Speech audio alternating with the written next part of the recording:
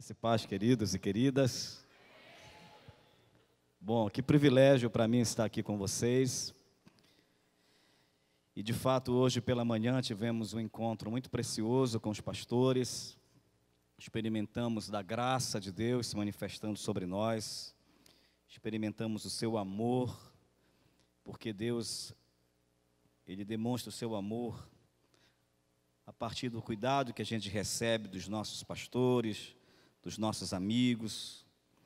E para mim é um privilégio poder participar desse momento, que eu considero muito importante. Quero mais uma vez, como eu fiz pela manhã, parabenizar o pastor Heber por essa iniciativa de vir trazer temas tão importantes para a igreja, tão relevantes para a igreja, porque a igreja, apesar de ela ser uma entidade espiritual, de ela ser um corpo espiritual, que está ligada pela presença de Deus e sustentada pela presença de Deus, as nossas vidas estão escondidas em Deus. Cristo é o cabeça desta igreja, mas essa igreja é feita de gente, é feita de seres humanos, é feita de pessoas com as demandas das mais diversas, de pessoas legais, e de algumas nem...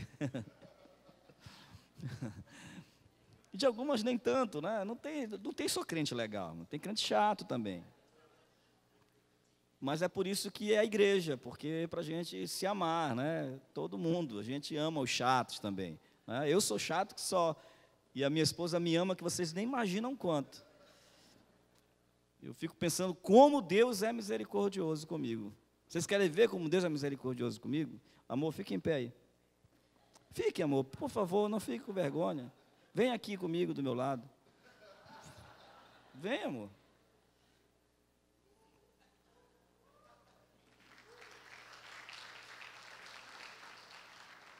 Deus não é misericordioso?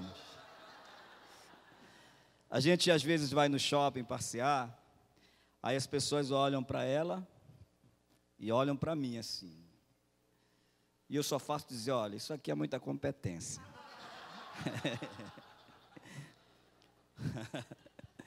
Só para quebrar o gelo, viu, irmãos? Porque hoje é noite de rir, mas é noite de chorar.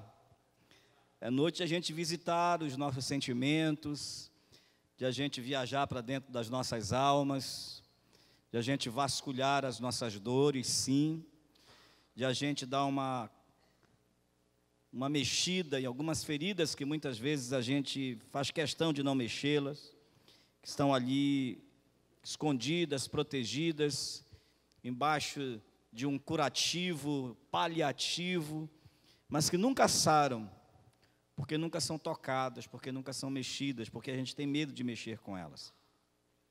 E neste seminário a proposta é exatamente isso, é que a gente faça essa visitação para nós mesmos e compreendamos quem nós somos nesse mundo e vejamos essa tríade que é cada um de nós.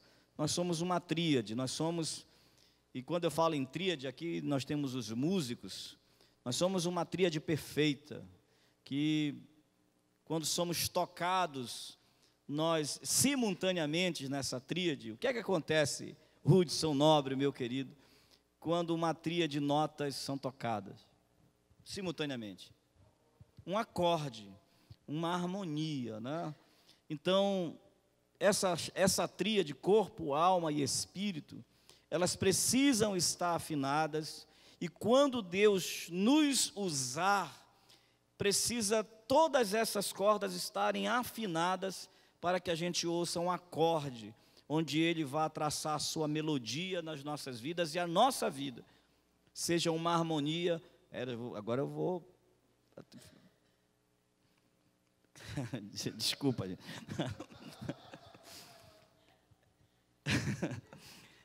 Quando a nossa vida está em harmonia, nesta harmonia Deus canta a sua melodia. Foi boa essa, anota lá que essa aí tu não precisa pagar. Porque é assim que funciona. Se nós estivermos de alguma forma, estamos bem de saúde física, estamos bem de saúde espiritual, mas estamos com algum problema emocional, essa tríade não está perfeita. Quando estamos bem emocionalmente, mas espiritualmente não estamos bem, essa tríade não está perfeita. Então, o projeto de Deus para as nossas vidas é a integralidade da vida. Quando a promessa de Deus é nos dar vida em abundância, Ele quer realmente nos sobrepujar toda a expectativa de vida que nós temos, seja na nossa vida física, espiritual ou emocional. Então, nesses dias, hoje e amanhã, nós vamos mexer com algumas coisas. E eu até falei com o pastor, disse, pastor, tanto hoje à noite como amanhã pela manhã, eu vou fazer uma abordagem um pouco mais psicológica dos sofrimentos da alma, dos sofrimentos humanos, e amanhã à noite a gente trata mais pastoralmente da situação. Mas não vai ser assim, desculpa.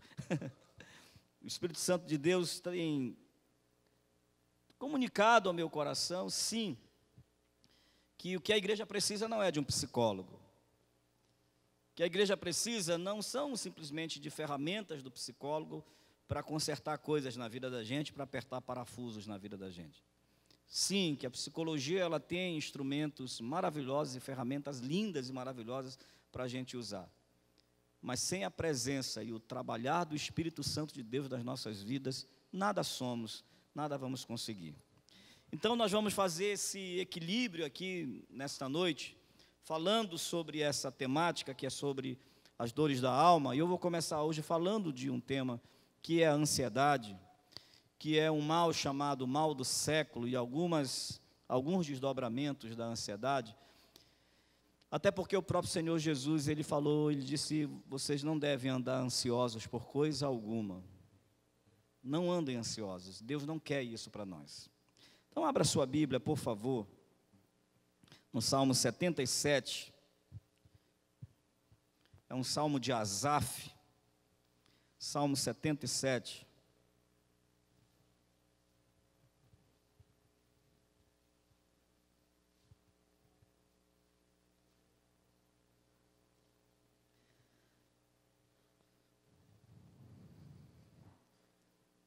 Todos acharam? Clamei a Deus com a minha voz, a Deus levantei a minha voz, e Ele inclinou para mim os ouvidos. No dia da minha angústia, busquei ao Senhor, a minha mão se estendeu de noite e não cessava, a minha alma recusava ser consolada. Lembrava-me de Deus e me perturbava, queixava-me e o meu espírito desfalecia. Sustentaste os meus olhos vigilantes, estou tão perturbado que não posso falar. Considerava os dias da antiguidade, os anos dos tempos passados. De noite chamei a lembrança ao meu cântico, meditei em meu coração e o meu espírito investigou. Será que o Senhor rejeitará para sempre e não tornará a ser favorável? Cessou para sempre a sua benignidade? Por acaso acabou já a promessa que veio de geração em geração? Esqueceu-se Deus de ter misericórdia? Ou Ele encerrou as suas misericórdias na sua ira? E eu disse, isto é enfermidade minha, eu estou doente. E logo me lembrei dos anos da destra do Altíssimo. Lembrar-me-ei das obras do Senhor, certamente que me lembrarei das tuas maravilhas da antiguidade. Meditarei também em todas as tuas obras e falarei dos teus feitos. O teu caminho, ó Deus, está no santuário. Que Deus é tão grande como o nosso Deus? Tu és o Deus que fazes maravilhas. Tu fizeste notória a tua grande força entre os povos. Com o teu braço remiste o teu povo, os filhos de Jacó e de José. As águas te viram, ó Deus, as águas te viram e tremeram. Os abismos também se abalaram. Grossas nuvens se desfizeram em água, os céus retumbaram, as tuas flechas correram de uma ponta a outra, a voz do teu trovão repercutiu-se nos ares, os relâmpagos alumiaram o mundo, a terra se abalou e tremeu. Pelo mar foi o teu caminho, e tuas veredas pelas grandes águas, e as tuas pegadas não se conheceram. Guiaste o teu povo como a um rebanho, pela mão de Moisés e de Arão. Querido Pai, em nome de Jesus, sei que o teu povo está de coração aberto para a tua palavra e que a tua palavra venha com toda a força e com toda a graça que é comum da tua palavra sobre nós. Que haja uma chuva de graça neste lugar, de cura e de libertação para a tua glória, em nome de Jesus. Amém, amém e amém. Quando a gente olha para esse texto, nós olhamos um ser humano agitado. Se você for olhar cuidadosamente para cada versículo desse texto, você vai ver uma pessoa agitada, uma pessoa que não consegue dormir, uma pessoa que de noite está sendo bombardeada por pensamentos acelerados, uma insônia terrível parece que toma conta do autor deste salmo. Ele está cantando aquilo que ele viveu em um momento. E esse momento é um momento de agitação e de angústia. É um momento de uma ansiedade muito, muito clara, que fica muito notória. O estado ansioso que está Asaf nesse dia que ele relata neste salmo. As lembranças que ele tem, ao mesmo tempo que ele chama as suas lembranças para de alguma forma trazer alívio, parece que o efeito é contrário. Quando ele lembra de Deus, ele geme. Quando ele lembra das coisas de Deus, ele sofre. Quando ele lembra das experiências que ele teve com Deus, há uma espécie de sofrimento nele. Ele está se sentindo, se você for observar, abandonado. Ele está vivendo uma ansiedade muito intensa, de pensamentos acelerados e turbilhões de pensamentos. Ele está se sentindo solitário, abandonado. Ele está duvidando, ele está, de alguma forma, em algum momento, duvidando da misericórdia de Deus. Ele está questionando, como se Deus tivesse tido um surto de despersonalização, como se Deus esqueceu-se que Ele era Deus. Será se Ele esqueceu que Ele é benigno? Será se Deus se esqueceu que Ele é bom? Será se Deus esqueceu que Ele é o Deus referido como Deus da misericórdia? Será se Ele esqueceu que Davi cantou sobre Ele, que Ele é o pastor que não nos deixa faltar nada? Será se na sua ira, será se Ele está tão descompensado? Será se Ele está tão irado, com tanta raiva, que Ele esqueceu que eu existo, que eu estou aqui? A minha lembrança sobre Deus é perturbadora, eu não consigo ter essa ideia de que Deus esteja presente e esteja percebendo isso. E eu pergunto a vocês, será se muitas vezes a gente não se sente assim? Como se Deus tivesse esquecido que Ele é o nosso Pai? Como se Deus tivesse esquecido de que a gente existe? Quando Ele diz, tu remiste o teu povo com o teu braço, as águas te viram, Deus, e tu operaste maravilhas, tu fizeste tanta coisa, tantas maravilhas tu realizaste. Parece que é outro Asaf. Na segunda parte do texto, parece que a gente tem outro Asaf aqui. Na primeira parte, é um Asaf angustiado, é um Asaf sofrido, é um Asaf ansioso. E na segunda parte em diante, é outro Asaf. Quer ver? Veja o versículo 10, quando ele diz, eu disse, isso é coisa da minha cabeça. É mais ou menos na linguagem atualíssima, é isso que ele está dizendo. Isso é coisa da minha cabeça. Isto é doença minha. Eu vou segurar aqui só para que a gente, isso aqui é só para que a gente entenda que o ser humano, ele é assim. Que todos nós estamos sujeitos a passar por isso. Para que a gente não pense que depressão, que ansiedade, que problemas psicológicos, que qualquer um de nós está imune a isso porque nós somos crentes. Que nós não podemos passar por isso porque nós somos crentes. que esse negócio de procurar ajuda psicológica é coisa de doido e que nós não podemos passar por isso. Isso não é verdade. Então, nessa noite, nós vamos tentar gerar em nós essa consciência, primeiro, da nossa fragilidade. E essa ideia da nossa fragilidade não é para a gente se tornar vulnerável e ficar aí, agora pronto, eu fiquei doido, irmão. O pastor disse que todo mundo é meio doido. Hoje eu falei isso, né, de manhã. Mas só para a gente entender que todos nós estamos sujeitos. E quando a gente pensa nisso, nasce em nós uma coisa chamada misericórdia. Porque a gente passa a olhar para o outro com um olhar de misericórdia. A gente já não julga mais o outro pelo sofrimento dele, mas a gente estabelece um vínculo de misericórdia. E uma igreja misericordiosa é uma igreja onde cada membro cuida um do outro. Amém, queridos? Então, vamos começar. Começar falando de ansiedade. O que é ansiedade? Algumas pessoas dizem, eu estou tão ansiosa hoje. Por exemplo, nós estamos agora no mês das férias. Quem vai viajar aqui no mês de férias? Quem vai fazer alguma viagem assim? Alguém vai fazer a viagem dos sonhos? Ali, vai ter a viagem dos sonhos. Posso te fazer uma pergunta? Qual é o dia da sua viagem? Dia 24. Ele vai ter a sensação que o dia 25 chegou e o 24 não chega. Essa não é uma ansiedade que eu vou tratar aqui hoje, porque ela é uma ansiedade expectativa. Ela é uma ansiedade expectativa, é diferente.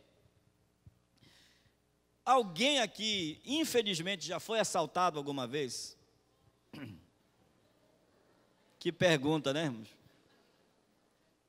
Já até quem não é assaltado já está fora dessa elite. Eu fui assaltado 6 vezes. Eu estou um grau lá em cima. Lá ainda fui sequestrado. Antes, eu andava pela rua, andava de carro, parava no sinal, e eu nem percebia que passava moto do meu lado, que passavam bicicletas. Depois desses 6 episódios, já não é mais a mesma coisa. Quando eu paro no sinal, já estou olhando de um lado para o outro, já fico meio apreensivo, eu já fico ansioso. Quando eu tiro o cinto, eu já nem tiro o cinto antes de entrar na garagem de casa, porque antes o que eu fazia? A Joelma chega, abre o portão e eu tirava o cinto. Só que o cinto dava uma segurada aqui no banco do carro. E quando eu ia sair, o cinto batia no vidro e fazia assim. Dava 3 batidas no vidro, o cinto do carro. E foram as mesmas batidas que um que me assaltou fez comigo. Ele chegou no vidro do carro, pegou o revólver e bateu 3 vezes. E eu olhei e disse, é um assalto, pois legal. Então agora eu não tiro mais o cinto, porque todas as vezes eu me assusto. E aí eu tenho que me recuperar para poder entrar. Então eu não tiro mais, eu já entro e tiro só lá dentro, para não, então quando eu tiro eu já encosto lá. Isto é um estado de alerta, uma ansiedade natural a um evento traumático que eu passei. Agora, se eu não consigo mais sair de casa, se eu não consigo mais parar em sinal, se eu travei de modo que eu não consigo mais passar perto de ninguém que esteja com uma bicicleta, por exemplo, aí eu já estou com uma ansiedade que extrapolou o nível do natural, do normal, que entrou para um nível clínico, para um nível de adoecimento. Então, todos nós temos esse estado de alerta que foi dado por Deus. Deus nos deu isso. As experiências que a gente passa, seja a criança que mete um dedo na tomada, pega choque, ela não vai mais fazer isso lá, porque ela vai ficar com medo.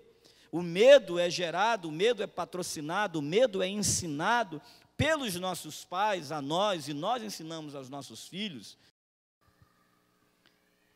É muito comum as mulheres terem medo de barata, porque as mães ensinaram isso, quando vem barata, sai correndo. E os homens, geralmente, tem dois tipos de homem com relação a barata. Só dois tipos. Tem aqueles que têm medo de barata e aqueles que dizem que não tem. Só tem esses dois tipos. Os que têm medo e os que dizem que não tem. Então o homem, como ele quer ser o provedor, o protetor, ele finge que não tem medo, ele está morrendo aqui por dentro. Mas ele vai lá para ser o herói da casa. E o menino, o filho, ele vai copiar o pai. Então, fica sendo ensinado que meninas têm medo e homens não têm medo. Ou seja, que meninas têm medo e homens mentem. Então, os medos são ensinados. Quantas vezes nós ensinamos, está trovejando, o menino está fazendo bagunça, olha, papai do céu está brigando. E a gente ensina esses medos para as crianças.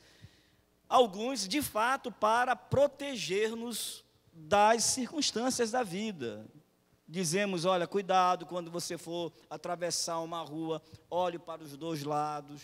Se chegar algum estranho próximo a você, não fale, não converse com estranhos. A gente vai ensinando, isso vai se institucionalizando dentro de nós como algo que é para a nossa proteção. Então, essa ansiedade e esse medo, eles vêm como esse estado de alerta diante de ameaças reais.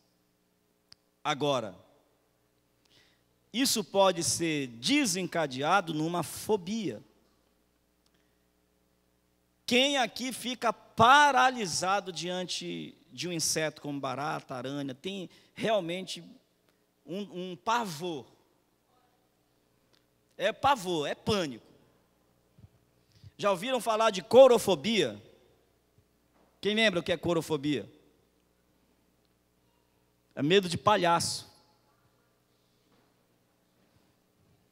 Tem gente que tem trauma de palhaço. Minha filha é uma. Ela tem maior trauma de palhaço. Não sei se a Meire se lembra da experiência da Carol. Porque um palhaço fez ela dançar, andar com ela. E foi um trauma para a vida dela, ela não quer nem saber. Quando ela chama alguém de palhaço, ela realmente está ofendendo. Então, queridos, a ansiedade, ela extrapolando esses limites de uma experiência que a gente segura, mas não nos trava, ela é ansiedade natural, ela é um dispositivo que nós temos para nos proteger de ameaças reais, para nos proteger de perigos eminentes, para nos proteger e para preservar a nossa vida. Agora, nós somos seres emocionais. E as emoções, elas são subjetivas. E quando eu digo que as nossas emoções são subjetivas, é que cada um é cada um. Que cada um sente e reage do seu próprio modo, do seu próprio jeito, da sua própria forma. Que nós reagimos diante das circunstâncias da vida, cada um de forma específica. Que mesmo que alguém chegue no meu consultório, por exemplo, para falar que está com depressão, se vem outra pessoa e diz, eu estou com depressão, e mais outros, eu não vou fazer um tratamento em série e passar uma receita que vai ser igualzinho para todo mundo, porque cada ser humano é subjetivo, tem a sua subjetividade, tem a sua individualidade e age do seu próprio modo. Essa talvez seja, eu falei isso de manhã, e esta seja a coisa mais importante que a gente, para nos fazer estabelecer relacionamentos sadios, firmes, é a gente levar em consideração o jeito de ser do outro, a subjetividade do outro. Então, toda emoção, ela é uma experiência subjetiva e ela também vem acompanhada de manifestações fisiológicas. Então, o que nós vamos falar aqui com relação medo, ansiedade e muito rapidamente sobre a síndrome do pânico, Eu vou fazer algumas perguntas, mas você não precisa levantar a mão. Eu tenho acompanhado muitas pessoas e hoje uma das coisas mais presentes no consultório é a ansiedade e todos os seus desdobramentos. É interessante como nós vivemos hoje num mundo de pessoas ansiosas, de pessoas que estão sofrendo de maneira muito avassaladora com o mal da ansiedade. E quando eu falo de ansiedade, é em todos os aspectos. Você tem aquela ansiedade que nós chamamos de TAG, que é o transtorno de ansiedade generalizada. À medida que uma pessoa ela é muito exigente com tudo, e tudo deve ser feito de uma forma sistematizada, e alguma coisa sai do controle, ela vai gerar uma resposta ansiosa. Existe um desenho feito pelo pai da psicanálise, Freud, que é o desenho das estruturas psíquicas, e a partir daí a gente faz uma avaliação das pessoas, né, de um paciente, por exemplo. Você tem a estrutura chamada estrutura obsessiva. A estrutura obsessiva, ela tem algumas características. Todos nós temos uma dessas características ou uma dessas estruturas. A obsessiva é aquela estrutura em que a pessoa sistematiza tudo. Por exemplo, você chega para olhar o guarda-roupa de um obsessivo, você vai encontrar aqui camisas brancas, arrumadas, camisas cinzas, camisas pretas. Depois entram camisas azuis, as vermelhas. Você vai lá na gavetinha lá das cuecas dele, se for homem, das calcinhas, sei lá, você vai ver, está tudo. As meias. Tem alguém assim, precisa levantar a mão, viu? Ele chega, se ele chega aqui e esse copo está bem aqui, o obsessivo fica angustiado. Ele corre o risco de ele lá atrás falar com o diácono e dizer: irmão, vá lá, rede aquele copo lá para o meio. Se ele chegar na igreja e observar que aquele quadro está mal posicionado, ele sofre. Se ele passar aqui na frente, ele for estacionar o carro dele, e na vaga seguinte tiver uma pedrinha lá no meio, ele vai sair do carro, ele vai chegar lá, ele vai tirar a pedrinha lá do meio, porque ele vai pensar que alguém vai passar lá, vai passar o pneu, vai rasgar o pneu. Assim é a mente obsessiva, é a estrutura psíquica obsessiva. Ele marca 3 horas da tarde, é o ensaio, é a reunião. Quando dá 20 para as 3, ele já está lá. E ele diz: esse pessoal não compra horário. 20 para as 3. Para ele não existe 3:05, 3:01, 3:02, existe 3 horas. Só funciona melhor se chegar um pouco antes, para quando dá 3 horas, o pastor ou a pessoa responsável pela reunião disser: vamos começar a nossa reunião. Aí ele fica, isso, é uma alegria. Esse é o obsessivo. Ele tem que andar com a meia passadinha, a cama tem que estar muito bem arrumada. Se tiver um vincozinho, ele não consegue deitar. E ele sofre, então, com os pensamentos. Ele já está aqui, agora se tem, eu sei que tem aqui obsessivos aqui, já está pensando: será que o pastor vai falar daquele meu problema, assim, que eu chego lá em casa, por exemplo, e quando eu vou colocar a pasta de dente, tem que ter até o terceiro tufo de cerdas. Tem alguém aqui? Não precisa responder, gente. Aí tem a estrutura histérica. A estrutura histérica já é o outro lado, é o oposto. É aquela pessoa que você chega no guarda-roupa dele, tem até prato de feijão do dia anterior lá. Você vai abrir a gaveta de cuecas dele, a escova de dente está lá no meio. Ele não tá muito preocupado com ordem, com organização. ele chega, ele vai sentar numa cadeira dessa, ele dá uma puxada na cadeira e faz um barulho. Todo mundo já faz assim, é o histérico. Ele disse, eu estou chegando. Ele tropeça, ele é falante, ele abraça, fala cuspindo nas pessoas. Ele é espalhafatoso. Esse sofre do mal de amor. Ele não sofre do mal do pensamento, da racionalidade, ele sofre do mal de amor. Ele quer ser amado, ele quer ser notado, quer ser percebido, quer ser admirado. Essas estruturas, elas são estruturas normais. Isso não é adoecimento. Todos nós temos um pouco disso. Na verdade, já se disse que de médico e louco, todo mundo tem um pouco. Então, isso é natural. Agora, existem as neuroses, que dependendo da estrutura da pessoa, da estrutura psíquica da pessoa, ela vai ter uma resposta diferenciada. Ela vai responder de modo diferente. Quando a gente pensa, então, na ansiedade, como falei, natural, que é uma resposta a um perigo iminente, o obsessivo, ele vai chegar no lugar, ele vai dizer, não sai, amor, deixa eu fazer uma olhada. Que ele vai...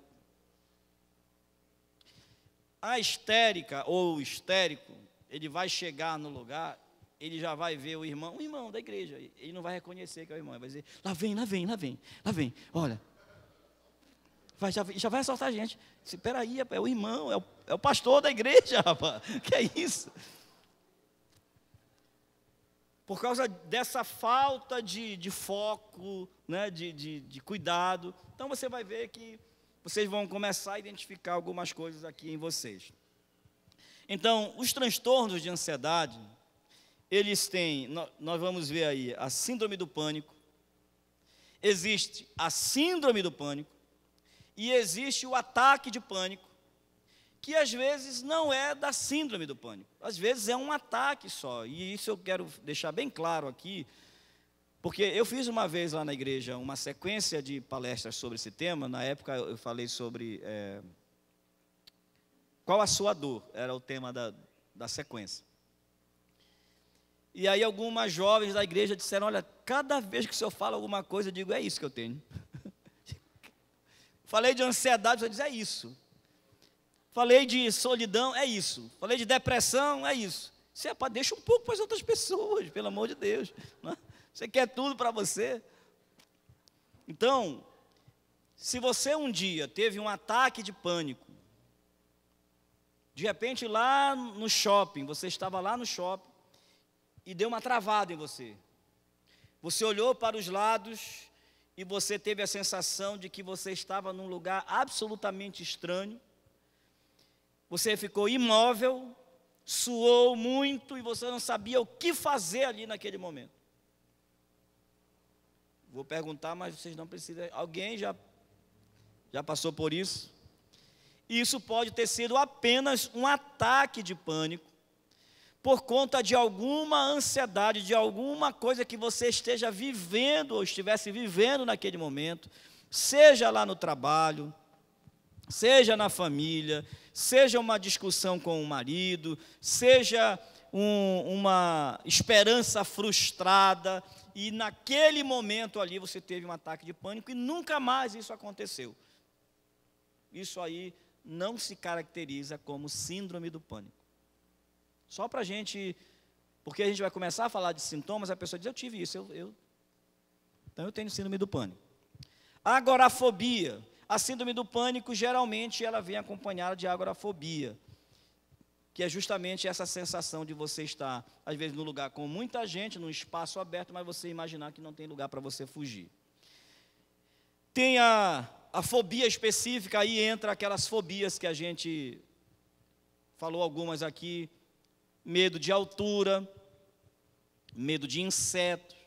Geralmente as fobias, elas são um deslocamento de alguma energia psíquica, de algum trauma que a gente teve desde a infância e que se desloca para um objeto que nós chamamos de objeto fóbico. Então, por exemplo, conta essa história de uma de uma moça que ela estava em estado catatônico, estava doente, e ela não conseguia se mexer. E a partir de um tratamento, ela começou a reagir, mas ela não conseguia beber água num certo tipo de recipiente. Ela não conseguia beber água.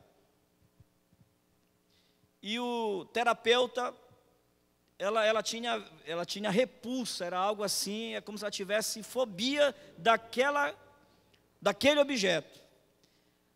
Na sequência dos tratamentos, se descobriu o que foi que aconteceu. Ela começou a falar e falar espontaneamente, até que um dia ela relatou que o cachorro da casa entrou um dia e bebeu água num copo que tinham deixado em cima de uma mesinha.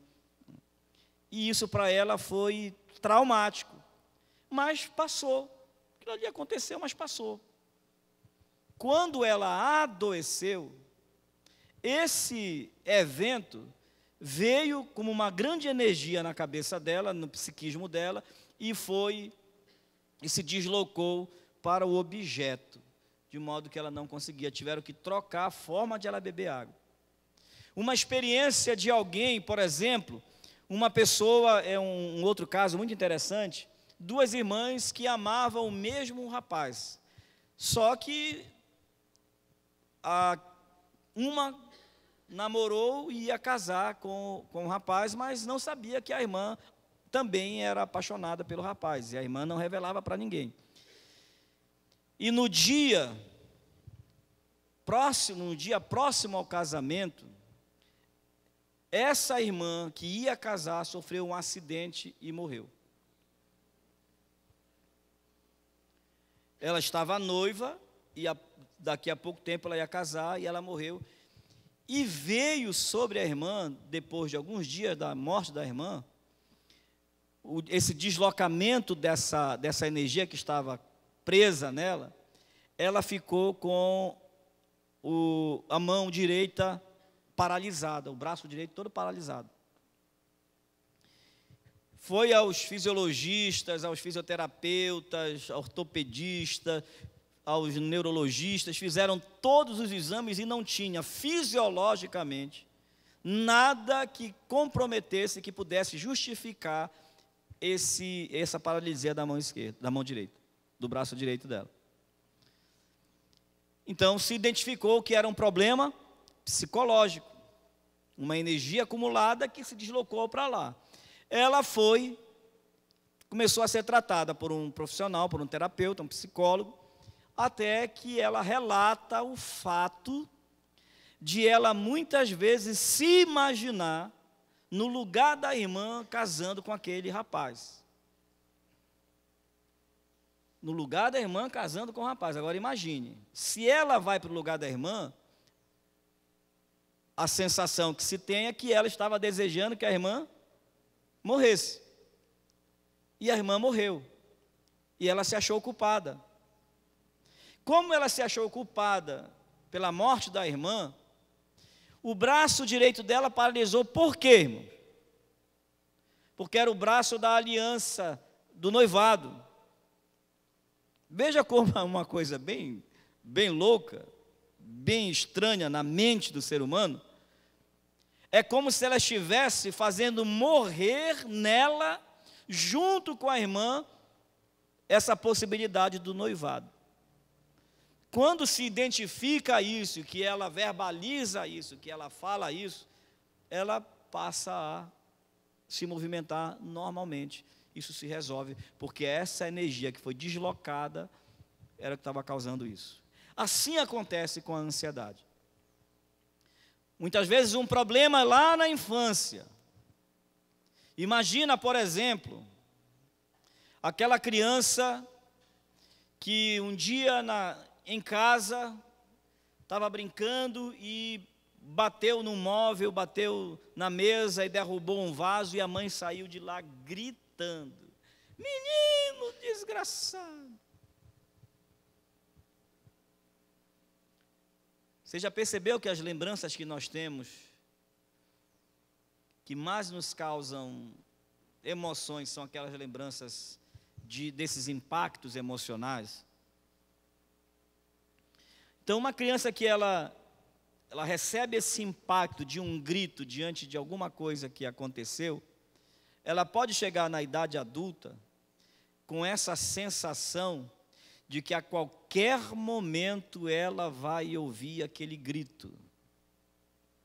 Ela começa a ser aquela pessoa tão cuidadosa, ela tem tanta dificuldade de lidar com as coisas ao redor, que ela em si mesma, que ela se retrai. A ansiedade dela de não quebrar as coisas, de não prejudicar ao seu redor, para não ter aquela voz gritando sobre ela, faz com que ela seja alguém que você diz, poxa, você pensa assim, ela é tão tranquilazinha, e você imagina que ela não é ansiosa. Porque quando a gente pensa em ansiedade, como é que a gente visualiza a ansiedade numa pessoa? É aquela pessoa agitada, às vezes ela está travada. Trava porque existe uma voz de comando o tempo todo sobre a cabeça dela, dizendo, para! Não faz! Existem algumas coisas no desenvolvimento humano que vão produzir tudo isso aqui. Então, a fobia é esse deslocamento de uma energia, de um trauma, de uma situação de infância, de algum episódio da vida da gente, que fica acumulado na vida da gente e que faz se deslocar para um objeto que nós chamamos de objeto fóbico. Aí a pessoa às vezes tem medo de altura. Mas por que a pessoa tem medo de altura? Vai dar uma olhada que vai ter uma explicação para isso. Pode ser que ela nunca tenha caído de lugar nenhum. Pode ser que ela não tenha nem a lembrança de ter estado num lugar alto, mas pode ser que um dia, quando ele era menino, a mãe levou para passear e o pai foram viajar, e numa viagem estavam num lugar alto, numa torre, e lá rolou um fight entre os dois, e um disse para o outro que ia embora, que ia ficar só, e foi um trauma para aquela criança. Veja que são coisas que parecem viagem, né? Isso é viagem de psicólogo. Mas isso é tão real e é tão presente, a gente vê tanto isso, que não dá mais para a gente dizer que é só viagem. Depois vem a fobia social. Gente que tem medo de se relacionar com as pessoas. Ela entra na igreja muda e sai calada. Se disser para a pessoa, olha, você vai fazer parte de um grupo lá da nossa célula, e ela pergunta, e como é lá? Não, a célula é bem tranquilo, são poucas pessoas, de vez em quando uma dá uma palavra, dá um testemunho, ela nunca mais aparece lá. Aí sabe o que a gente diz? Fulano de tal é tão esquisito. Irmão, de perto todo mundo é esquisito. De perto ninguém é normal. De perto, esse é um ditado aí que eu carrego, de perto ninguém é normal.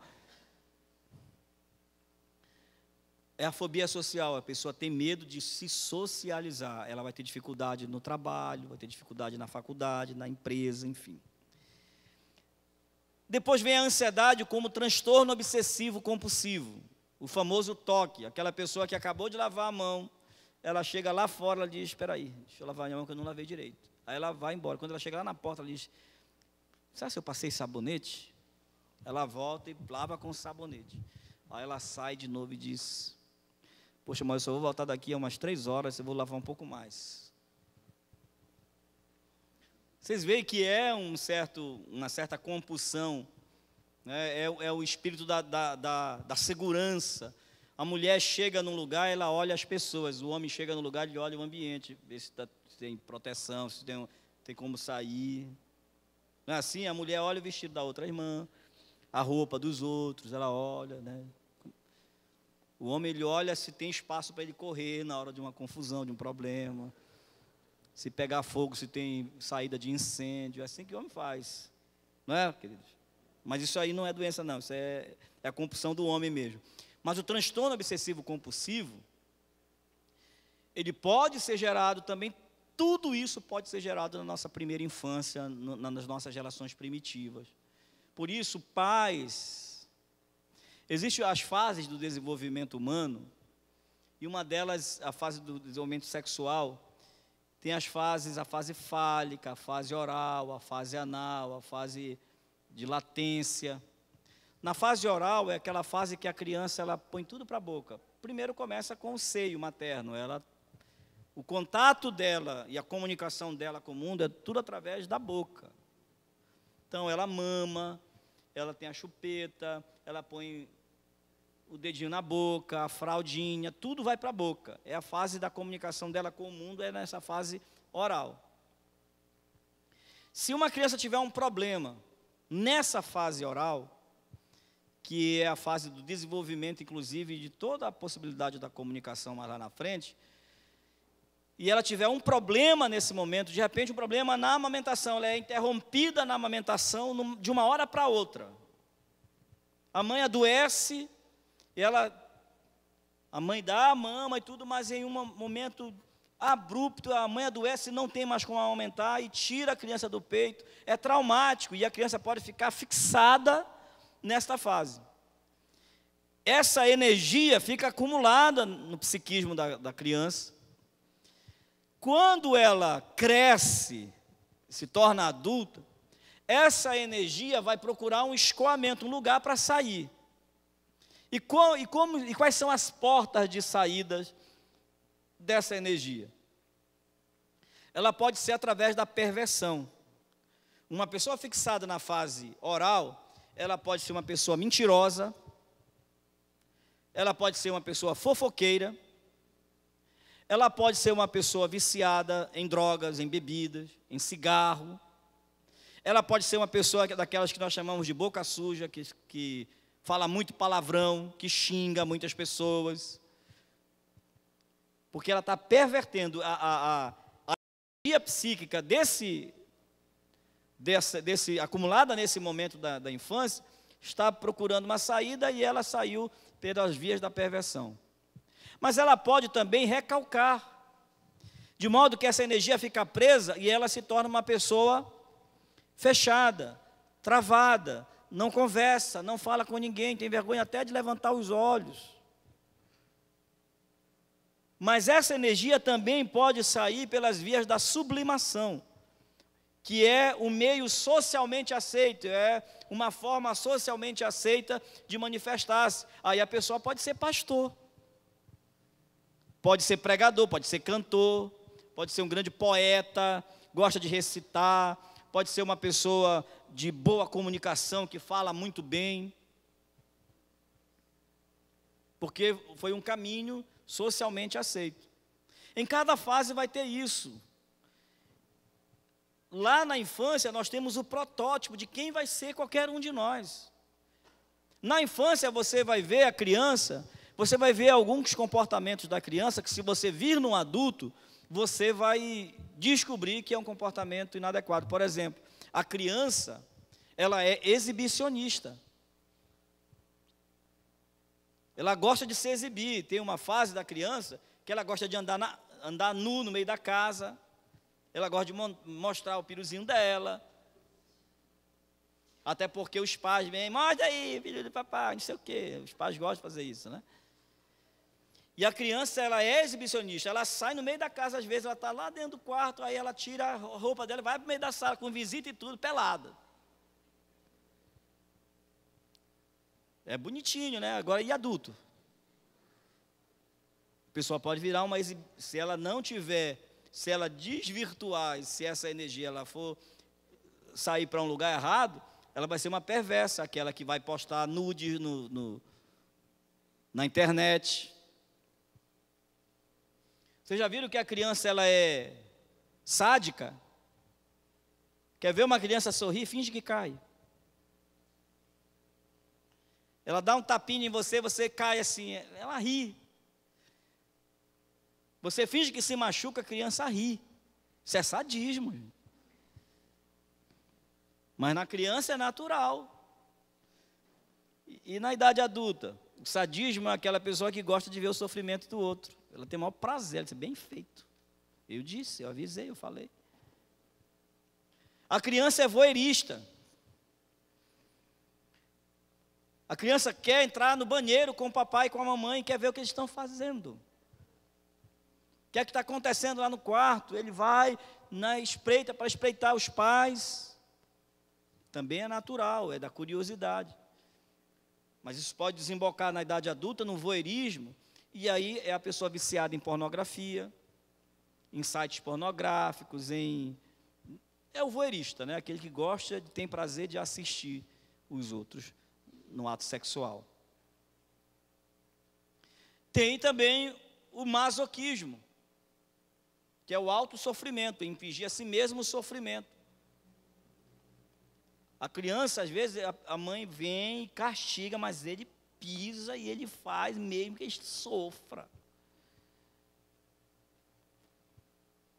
Ele vai, mete o dedo dentro da garrafa, ele sabe que vai doer, mas ele faz isso depois para tirar, amigo. Mas na idade adulta, isso pode desembocar para uma das parafilias, que são os desvios da sexualidade. Então veja que tudo nasce aí, tudo tem um nascedouro, tem uma causa.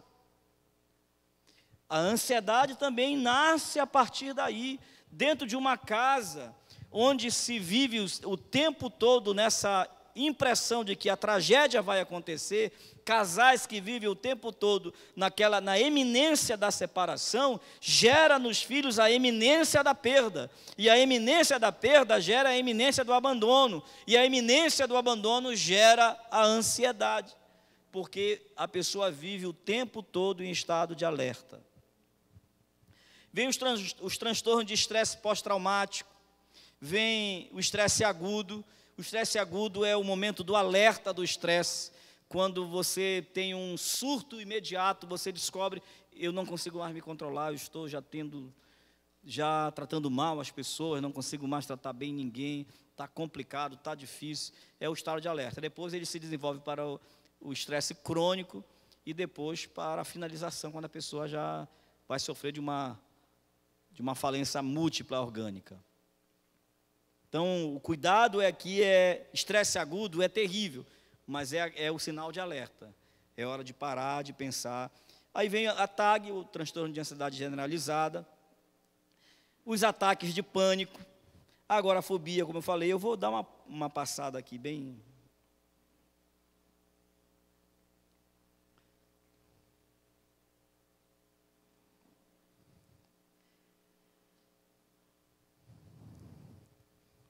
Alguém nesta noite conseguiu identificar alguma coisa dessas poucas informações? Você não precisa levantar a mão.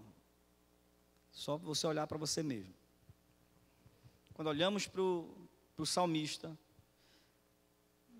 nós identificamos aqui, dentro desses sintomas, o quanto ele estava sofrendo de uma boa parte disso aqui. Pensamentos acelerados, gente que não consegue mais descansar, que não consegue mais relaxar. Quem está fazendo faculdade aqui agora, você pode levantar a mão. Já ouviram falar da ansiedade de desempenho? Ansiedade de desempenho é aquela situação em que você vai ter que fazer a apresentação do TCC. A qualificação do TCC. Quando eu falei em TCC, já disparou o coração de um monte de gente aqui. Vai ser a apresentação do seminário. E sabe aquelas histórias que os professores inventam? Nós vamos trazer 4 professores das outras disciplinas para vir assistir. Aí gera ainda essa ansiedade de desempenho, é a ansiedade que é gerada com a expectativa de como eu vou ser avaliado pelo outro. Por exemplo, quando eu cheguei aqui ontem, o pastor Hudson estava fazendo uma audição aí, né? Então, pessoas que estavam sendo avaliadas para o ministério. Você já imaginou quantas ansiedades de desempenho estavam visitando aqui? Só que veio ali na porta, já estava tranquilo, estava com a música, estava tudo certo, mas quando chegou ali, esqueceu. Vem o branco, dá um branco, esquece a letra, esquece a música, esquece o tom, desafina. Ela diz, meu Deus, eu nunca desafinei nessa parte.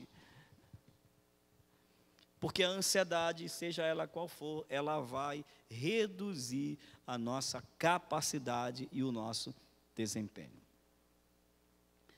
Então, diante disso, queridos, eu sei que existem muitas coisas e amanhã é tanta coisa, pastor Heber, que às vezes a gente aqui para falar dá uma ansiedade, vontade de falar tudo. Eu sou meio ansioso já de natureza, não é, Rafael? E dá uma vontade de falar tudo logo, mas eu vou poupar vocês.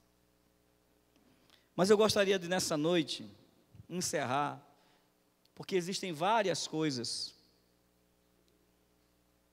que, independente da ansiedade, amanhã eu vou falar de depressão pela manhã, mas independente de qual seja o sofrimento, eu sei que nesta noite eu tenho pessoas aqui neste auditório que estão sofrendo com alguma mazela emocional, com algum mal emocional. Tem gente que está já tão sensível, já está tão num estágio tão avassalador do sofrimento, que ela está como aquela pessoa em estado nevrálgico. Só de tocar já dói. Só de ela pensar que vão falar do assunto já começa a doer, já começa a apertar, já começa a machucar. Então, eu tenho algumas coisas aqui que eu preciso orientar para vocês, seja qual for o sofrimento e o mal que você esteja sofrendo. Número 1, não negue o fato. Não camufle, não esconda, não finja que não existe. Não finja que não está doendo. Não finja que não está lhe afetando. Não finja que você está bem. Não negue o fato. Se está doendo, chore. Se está doendo, grite. Se está doendo, manifeste. Se está doendo, admita. Não tente ser melhor, porque negar o fato não vai te fazer melhor. Vai apenas camuflar e esconder. Segundo, olha, eu tenho agora na segunda ou na terça-feira, nós temos um professor na escola de adoradores lá em Belém, que ele foi acometido de uma enfermidade, também produto de uma ansiedade terrível, que o corpo dele está completamente tomado de erupções. As mãos dele entraram em erupção de uma forma tão terrível, que está feio, e ele anda com as camisas para esconder tudo. Ele chegou lá na escola, tá vendo? E a Joelma, que ele foi entrando na sala com um monte de pano amarrado aqui, enrolado, para esconder. Aí a Joelma disse, mas o que é isso? Está tão feio isso. Ele disse, não, pastor, é porque está muito feio. E quem fez esse curativo? Ele disse, foi eu mesmo. Mas ficou mais feio do que a ferida. Às vezes você tenta esconder e fica mais feio do que o próprio sofrimento, do que o próprio mal. Não tente esconder, admita, não negue o fato. Segundo, identifique e registre, no caso da ansiedade, os agentes ansiogênicos, ou seja, da onde vem essa ansiedade, em que momento você se sente ansioso, em que hora do dia você se sente ansioso, diante de que evento e de que circunstância você se sente ansioso, diante de qual problema você sente que a ansiedade está maior, qual é de fato, identifique qual é o agente causador deste teu sofrimento, desta tua dor. Terceiro, compartilhe com alguém de confiança. Procure alguém que você confie. Aquela pessoa para quem você vai ter liberdade de dizer, eu estou passando por isso. Porque é difícil falar. É difícil admitir as nossas fragilidades, as nossas fraquezas. Se você tem o seu discipulador, ele é de confiança, os seus pastores. Eu sei que os pastores aqui da igreja têm preparo para dizer a você, bom, isso aqui é caso de você procurar uma ajuda profissional, ou isso aqui nós vamos orar, mas você vai também procurar uma ajuda profissional. Mas procure alguém de confiança, não deixe passar. Gente, pais, observem seus filhos. Aquela onda lá da baleia azul, aquilo não é brincadeira não, gente, aquilo é fato, é real. Quem nunca ouviu falar disso? Da famosa baleia azul? Quem nunca ouviu falar? Todos já ouviram falar, né? Aquele joguinho legal que tem na internet. Porque às vezes os filhos estão dentro de casa vivendo a maior solidão da vida deles e os pais não percebem. Em quarto lugar, busque ajuda espiritual. Vá para a Bíblia, para a palavra de Deus. Procure um parceiro que ore com você. Não é aquela pessoa, e tenha muito cuidado com isso, que se acha espiritual. Aquela pessoa que tem as revelações. Não, isso aqui é demônio. Você vai falar, ela é demônio. E ela quer fazer uma sessão de descarrego com você. Uma sessão de exorcismo naquele demônio. Tenha cuidado. Né? Qual é essa ajuda que você vai procurar? Essa ajuda espiritual. Busque ajuda profissional. Se chegar no nível do sofrimento realmente se transformar num sofrimento clínico, não tenha vergonha de procurar um psicólogo. Você não precisa primeiro ir logo num psiquiatra. Vá no médico, no clínico geral, relate o fato, e ele vai encaminhar você para os demais profissionais. Faça exercícios de respiração e relaxamento. Em algum momento, você está se sentindo ansiosa lá na sua casa, está vindo aquela sensação de pensamentos acelerados, de taquicardia, de respiração acelerada. Senta. Estenda os braços e respire. A respiração diafragmática, né? Tente relaxar. Não vá sair pela rua correndo, gritando, pedindo socorro. Tenta relaxar. E especialmente, encha-se do Espírito Santo de Deus. Porque é o Espírito Santo o nosso maior ajudador, gente. Jesus disse, olha, eu tenho que ir, eu vou ao Pai. E é necessário que eu vá. Porque se eu não for, o Consolador não virá. Mas se eu for, eu rogarei ao Pai.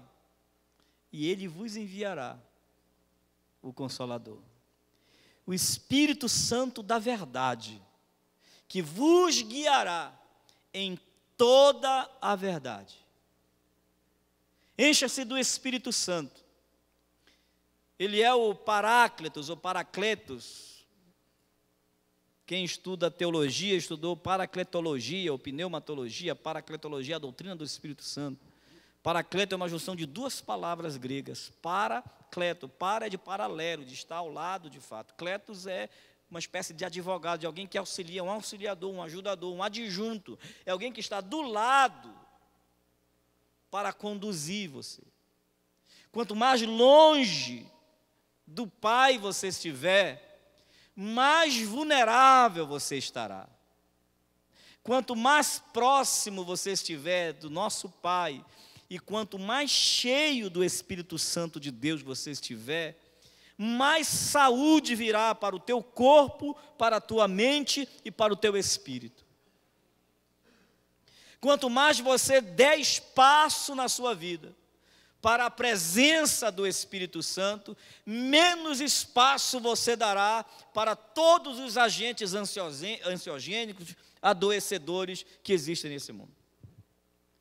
O psicólogo, ele vai te ajudar, mas o Espírito Santo é o maior psicólogo que existe. E eu não gosto de fazer nessa comparação, porque ele não é o maior, ele é o único de verdade. Ele pode fazer por você. Tua mente está perturbada, pensamentos adversos e pensamentos distorcidos. Se você percebe que o teu discurso está deslocado da realidade, dá uma parada, pensa e diz, Espírito Santo, me ajuda. Se você vem à igreja e parece que aquilo que o pastor fala aqui, parece que não está, vai distorcido para a tua cabeça, e você diz, isso é o diabo. Às vezes não é o diabo, não. Às vezes é mesmo. Se não tiver ninguém para culpar, bora culpar ele.